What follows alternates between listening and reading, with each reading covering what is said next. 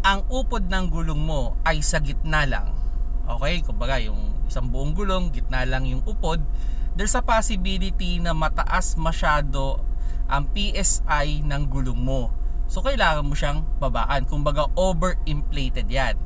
Now, kung ang gulong mo naman ay yung gilid lang ang nauupod at yung gitna ay hindi masyado, there's a possibility naman na underinflated yan o kulang sa hangin.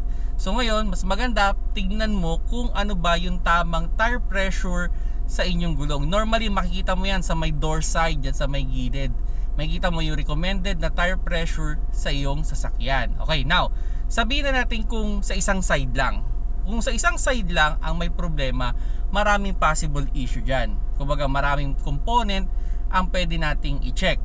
Pero ako, ang recommendation ko muna dyan, ipa-align mo muna o ipa-camber mo.